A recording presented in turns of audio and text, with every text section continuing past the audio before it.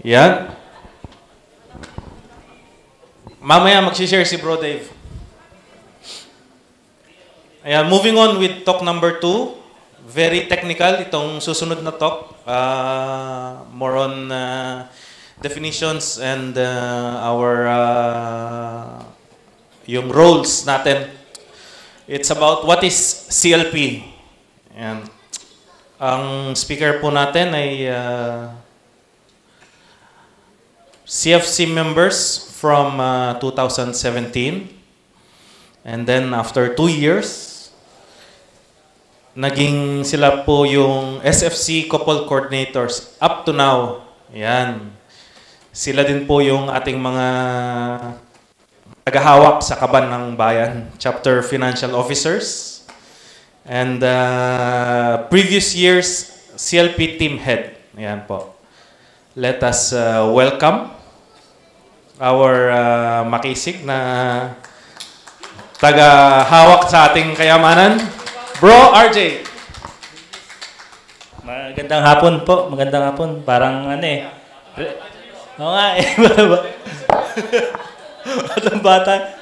Parang ano eh. Parang reminiscent tayo eh, no? Last year, CLP. Ang bilis ng panahon. Nandito na kayo ngayon. Kayo na yung service team na sunod. So, eto, ay yung binigay ni Bro Chris ay parang kung sa sundalo ay ang tawag din yung mga baril-bala natin, yung arsenal natin. So, ito naman sa aking itotok, kung yung plano natin, kung paano natin magagamit yung mga arsenal natin sa ating yung masusubok na ipapasok ating war na mahirap yung gagawin natin ngayon sa CLP. Mahirap to. Pero sa tulong ng talk ni Bro Chris at itong talk na to, mapapagtagumpay natin yung CLP. So,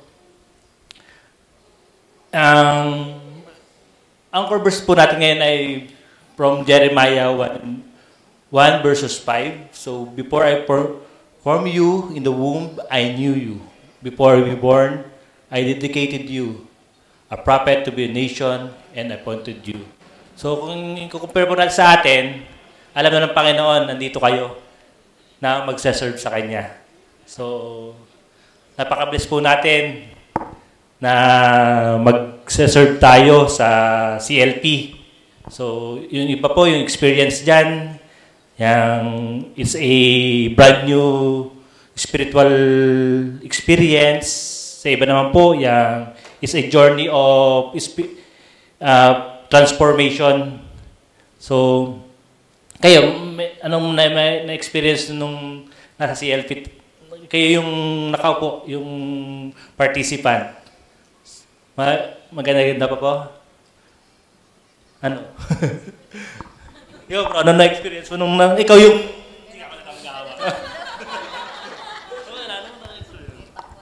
Oh, well, nangunguya pa. Hindi, actually, yung CLP talaga, it's a life-changing sa amin talaga. So, before kasi kapag nasa abroad ka, either you're alone or with your family, lagi ka lang parang nagiging monotone yung ng life mo, no? Kumbaga, masasabi ko na parang work, kakain, matutulog, o pupuntang Abu Dhabi, work ulit, gano'n. Gano'n lang, ha? Parang gano'n lang yung magiging So, kapag nakuha mo yung naging member ka ng CFC and then natututunan mo yung yung CLP, yung Christian Life Program, all the aspects of your life will become colorful. So, kumbaga, when I say colorful, nare-relate mo lahat na magkakadugtong pala. Sa trabaho, sa family, kahit ultimong mga student activities o yung mga kids activities, nare-relate mo, it's all about Christian life. Yan. So, yun yung naging sa amin. Pwede ko naman dito yung toko eh. Nasabi niyo na lahat. Ayun. So, Gaya ng sabi ko po dati, kayo yung receiving end, nandiyan kayo, nag-receive tayo ng mga yung salita ng Panginoon, yung utos sa atin. So ngayon, kayo naman po ang magbibigay, ay yung magse-serve sa mga bagong participant. So, go on. What is CLP? So ito ay Christian Life Program. So yan nga yung naranasan nyo last year. So it's an integrated course. So it leads the program that Christian participant into a renewed understanding of God's call. So panawagan sa ito ng Panginoon bilang isang couple. And it is the initiation course leading into a life of Holy Spirit. So na-receive nyo yan sa CLP. And ito lang po yung isang paraan para maging member ka ng Couples for Christ. So, punta tayo sa ito na yung entry point of the Couple for Christ. Then, punta po tayo sa goal of the CLP.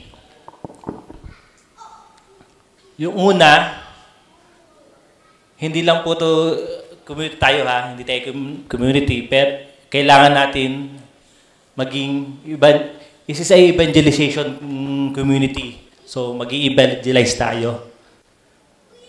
Hindi lang, kinuha natin, utos ng ating Panginoon siya sa Matthew verse 28, 19 to 20. So, evangelizer po tayo. Hihikayatin natin ang ibang Catholic couples or even ibang kung kaya natin na magbalik sa ating Panginoon. So, yan yung isang goal natin sa CLP. So, renewal. So, yan. Na-renew kayo. Gaya nga po sabi ni Bro Dave, ang laki ng renewal niya sa bilang individual. Diba, Bro Dave? So, sunod, yung explanation po ni Bro Dave, nadala niya po sa kanyang pamilya. Tama po ba? And then, renewal sa church. So, napalapit tayo sa ating simbahan, sa ating parish. So, natutulungan natin na nabibigay natin serbisyong kailangan ng simbahan. Amen? Ayan. So, next. Ito na yun. Structure and content. So, yung unang module, natatandaan niyo ba? Anong paborito nyong, anong paborito nyong talk sa buong session natin ng CLP? Natatandaan kayo? God's love. Ayun. Ito na, God's love. And ano pa? Ano pa natatandaan yung mga talk?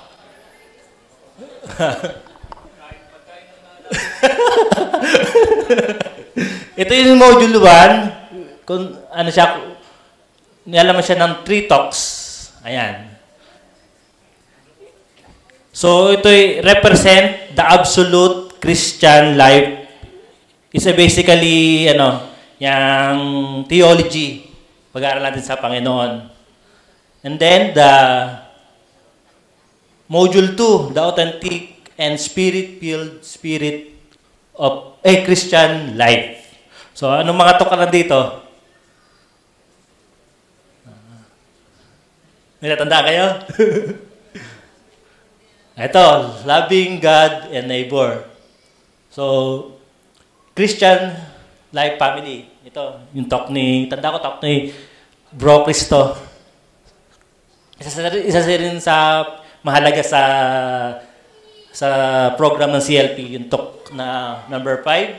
And eto, dito nyo naramdaman ang Panginoon.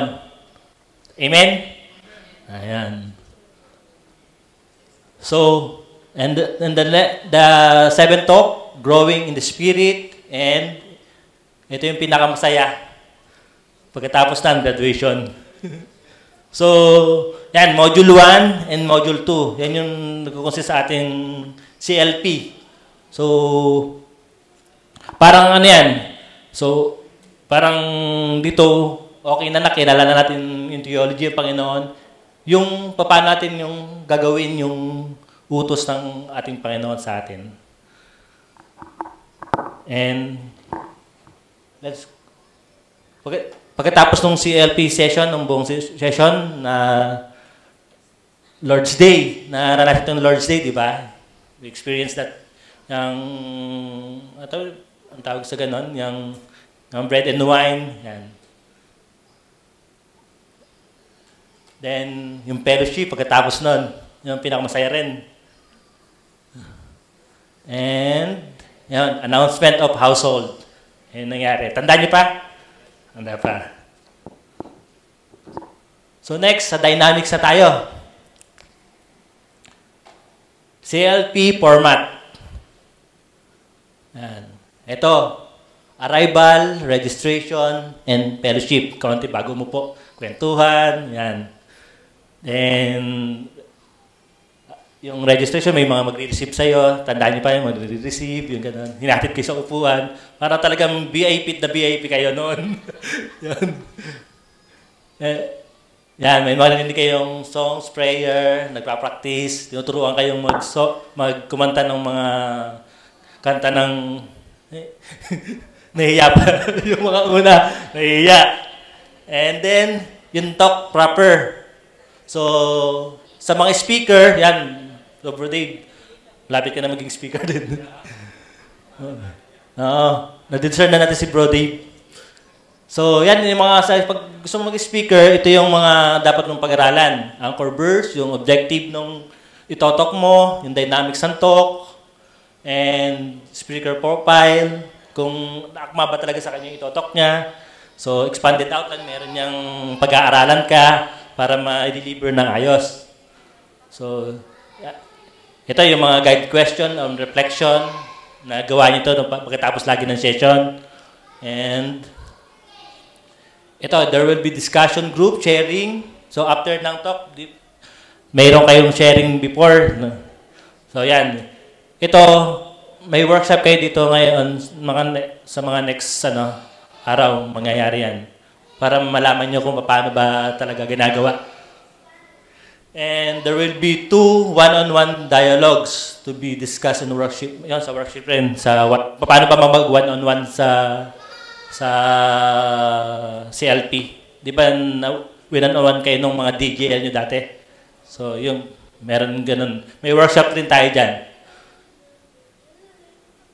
So, mangyayari yung one-to-one na dialogue first, pagkatapos ng talk 3, yung repentance faith, kung talagang titingnan natin talaga kung magtutuloy ba or talagang hindi siya magtutuloy, parang ganun. So, kaya kailangan natin may convince sa one-to-one. And the last na second one-to-one ay yung after the talk 5, yung magre-receive na ng Holy Spirit. So, kailangan talagang i-one-to-one yun. Okay. Bahala yung magiging GTL o yung mga pwede nyo one-to-one, siguro yung mga na-invite nyo. So, there will be a pray-over session in the second module to be discussed in workshop. Okay. Yan yun. And then we'll short fellowship after the session. Every session merong fellowship. Namimiss nyo ba yun? Yan. Ito, tandaan nyo lang to, yung CLP format. Yan. Kasi yan yung mangyayari sa CLP. So, ito na, yung CLP atmosphere. Anong naramdaman nyo nung unang mga experience doon sa atmosphere ng ating CLP noon? So, nervyos. Nervyos kayo. Yun. Dapat dyan, yun, may nahihiya. Yun. Dapat daw, yung atmosphere ng CLP, dapat, yan ang gagawin ninyo. Welcoming and engaging kayo sa mga participant. And then, wag kayong wag naman agad, basta yung mga kilala, beso-beso, mga kilala, beso-beso, mga ganun, kwentuhan ng konti, yun. Parang, extra effort taking care of participant. Yan. Okay. BAP. Gagawin yung BAP. Special chair. Yan. So, feel at home. Papapil nyo sa kanila na parang ito yung bahay ng Couples for Christ. Parang ganun. Okay. So, attendance. Ito ay open to all Christian couples.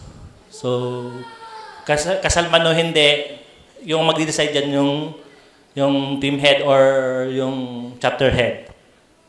Okay? Yan yung pwede nyong i-invite. So, participants should be attend all session. Kailangan yung makompleto talaga yung CLP program.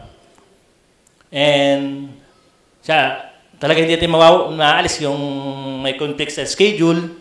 So, allow naman yon. Pero, sa absent, 3 absent lang siya. Pero, yung parang naging practice na natin, talagang willing tayong i-make up, akuin natin talaga na maging member siya ng pagtatagaan talaga natin. Kung talaga yung service natin sa Panginoon.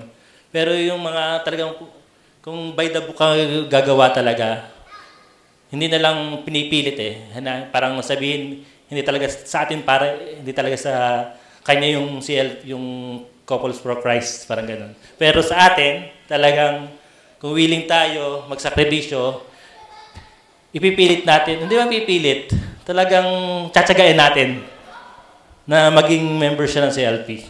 So dahil lang, may mga problema naman siguro, may conflict lang talaga sa schedule, or mayroong kung ano naman dahilan.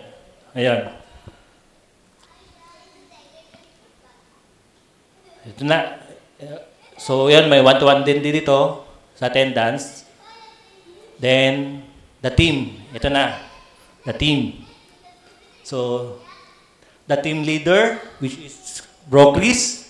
So, ano ba yung gagawin ng ating team leader? Oversees the entire program. So, focus his attention on the participant and the dynamics of the CLP. So, si Bro Chris ang bahala dyan. So, curse for the team member. So, si Bro Chris rin ang bahala sa inyo.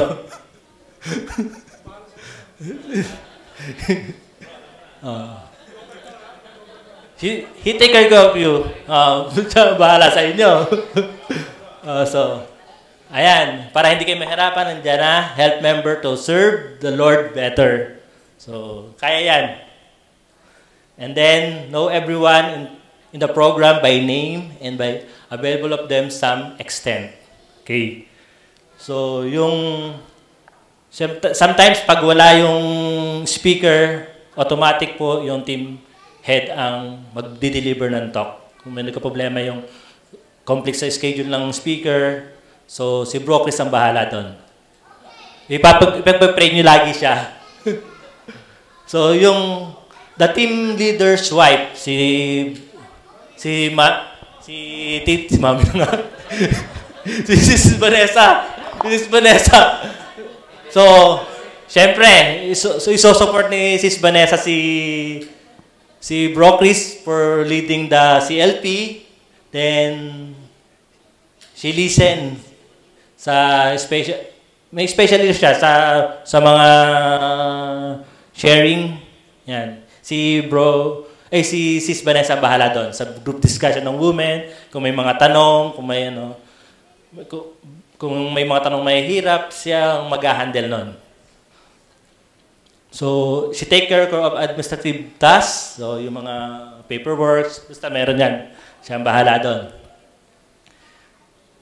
Assistant team leader, siyempre backup ni Bro Jambi, backup ni Bro Chris. Assistant team leader is in running the CLP, okay? And i-train na natin siya next team head. Yan nakalagay dyan, no? Yan yung training next team head. He takes over in case. O, yan, di ba? You take over pag wala si Bro Chris. So, magtoto ka rin. Ayun. So, nandyan nakasuporta si Bro Jumpy kay Bro Chris. So, ito. Tayo to.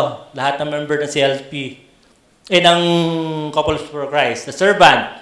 So, ayan. He carries the main administrative burden and assume that he needs to cover all the needs and may arise. Okay? So, he should not be part of the discussion group. So, may GDL yan. May GDL tayo, service team lang kayo. Nasaan na ba tayo? Yan. He should not be part of the discussion group. Okay? And then, his job includes the following which may delegate. So, i-assign naman yan ng team head sa team kung saan tayo mapupunta. So, yan, sa registration, manning of the registration table, monitoring the in and outs of participant and a member, and service. Yan yung mga gagawin natin. And also prepare the name tags. Ito, administrative works to eh. So, bahala na kung sino dyan ma-assign. So, prepare song sheets and hands out. Yan. Mostly, tutulungan yun dito yung, yung team heads, wife, at yung assistant, And then, next, the servant. So, yan, physical setup. Ito yung mga gagawin natin. Ito, yung chairs, ito mga altars natin, yung instrument, yung mga laptop, yan, kailangan naka-ready yan. So, make sure prepare the instrument and the music. Kung diyan kayo ma-assign, dapat naka-ayos na siya before dumating ang mga participant. So, set up the venue yan. Send sound. Clean up after session. So, kailangan to. Pagkatapos, baka mapagalitan tayo ni Father Joby. So, food or refreshment. So, ito. Alam na kung sino. Susuhin na.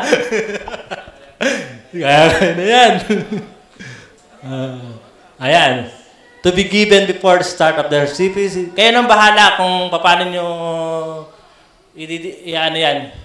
Yung mga kape-kape, kung paano. Kaya nga BAP yung mga participant eh.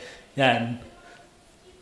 So, ito po isa rin sa mahalaga, yung prayer warrior. So, gaya nga sabi, di ba, nasa ni Bro Christian. So, para magtagumpay yung ating CLP, ito yung siseryosohin natin, yung prayer warrior. Hindi natin, talaga yung evil side talaga, manggugulo yan sa ating CLP. So dapat equip tayo sa pag-prayer, talagang pagdadasal natin yung CLP natin. Sa mga prayer warrior, ha? Yan. Sa ma-assign na prayer warrior. So, ensure that someone is praying during the entire session. So, documentation. So, yan, i-assign sa inyo kung anong pwedeng i-assign sa service team. Ensure that some assign the following tasks. Yan, picture, video, PowerPoint, presentation. So, may gagawa din yan. So, kung may mga talent kayo dyan, alam nyo na. Ayan. So, eto, nursery and transportation. Yan yung mga sa servant na task natin. Especially sa nursery. Alam ko, malay mo, may mga batang dala yung mga participant. Okay, di ba? Kaya yan. So, ayan. Okay. So, ayan. So, the discussion group leader, ito yung GDL, right? Yan. So, take care responsibility for overall care of individuals in the group. So, siya nang bahala dyan sa participant natin. And we will personally oversee, bring, and issue each person relationship with Christ during the CLP. And the music ministry, meron naman tayo, si Tito Francis. Si Tito Francis, medyo, ano na yun, parang last na yung mag-serve sa CLP.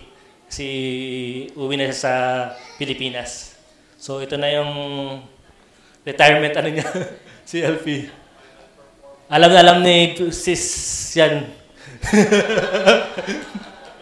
Mapipisil na. So, CLP team isa rin kasi pag may music man sa lively rin kasi nakakainggan nyo sa mga participant. Lalo may magandang boses. Di ba sis? baka nga eh. Yeah. Baka yun ang babalikan lagi. So, pre-CLP, ito yung CLP team preparation natin. Nag-meeting na di ba kayo? Yung ano. So, itong CLPing to, hindi lang po 1 week or preparation. Almost 6 months pinag-uusapan. Para talagang, ano siya, smooth yung pagkakabigay sa ating mga participant. Ano ba ako? So yan, regular service meeting, yan lagi ang gagawin, strategies, kung paano tayo mag-invite, mag-evangelize. So, gagawa kayo ng gimmick kung paano. Counting gimmick. Yan, house to house. Di ba? Si Spade, house to house. Di ba? Sarap pag house to house, may pakain eh. House to house, yan, mga ganun. Yan. So, lagi nandiyan yung prayer para ligtas tayo, talagang may guide si Lord sa atin, yung prayer. Mahalaga to. And then, ongoing CLP. So, do service meeting before mag-start and end ng session. Laging meron po tayong ganan para yung pagkatapos ng session, yung unang session, yung bago mag-start yung session. So, yung planning nyo para ma-deliver nyo ng ayos, so pag-meetingan yan, then after the session, ano ba yung mga hindi natin nagawa para maayos sa next session ulit. Para mas mapapabuti yung next session. So yan, pray again, pray together. Lagi dapat meron kayong pray together. So, post-CLP. So, evaluation and feedback na yan para sa susunod na CLP. Kung ano bang feedback niya, kung anong experience natin. So, magamit natin yun sa susunod na CLP. So, nandiyan na yun. Mamamonitor na natin yung mga household, kung ano yung, sino-sino yung magiging household, yung paghahati-hati ng household, sino yung magbe-blend, parang gano'n.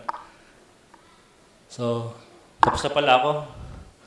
Mabilis. So, okay ba sa inyo na malinaw?